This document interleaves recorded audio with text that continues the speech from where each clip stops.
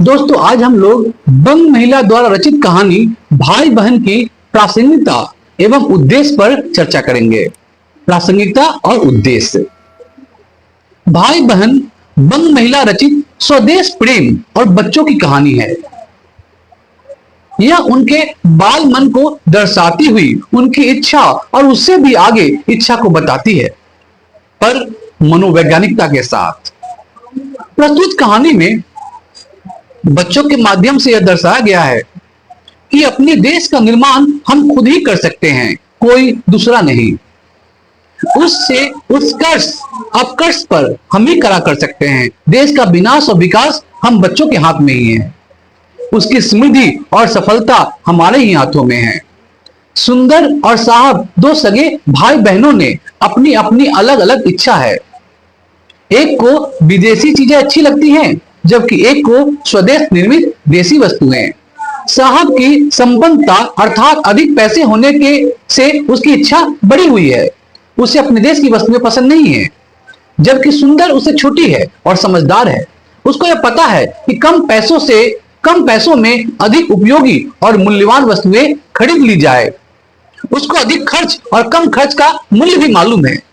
इतना ही नहीं, इसका कारण क्या है कि वह छोटी है और मां ने बताया है कि साहब तो बड़ा है, इसलिए भी उसे कम पैसे खर्च करने चाहिए, कम सामान लेनी चाहिए और हर चीज वस्तु में कम की ही इच्छा रखनी चाहिए।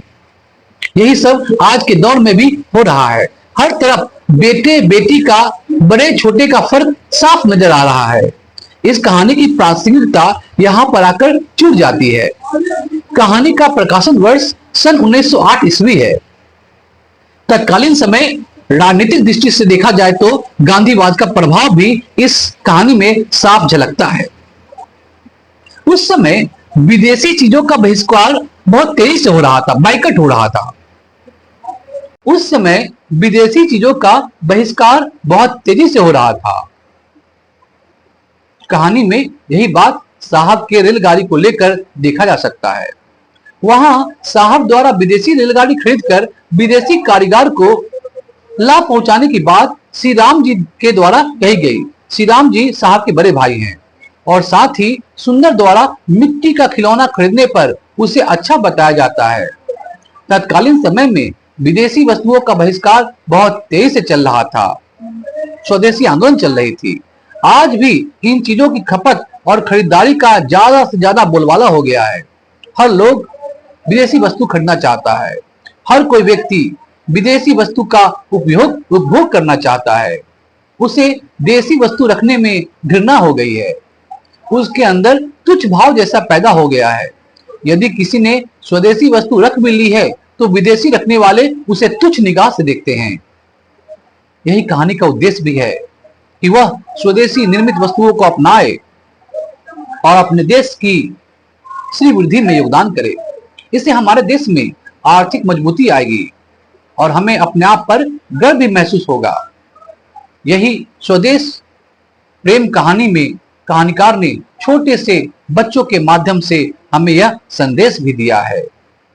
तो ये था कहानी की उद्देश्य, जिस कहानी का नाम है भाई बहन, जिसे बंग महिला नामक लेखिका ने लिखा है। आशा करता हूं ये प्रश्न आपको समझ में आया होगा। हमारे चैनल को सब्सक्राइब कीजिए और इस वीडियो को लाइक और शेयर भी जरूर कीजिए। धन्यवाद।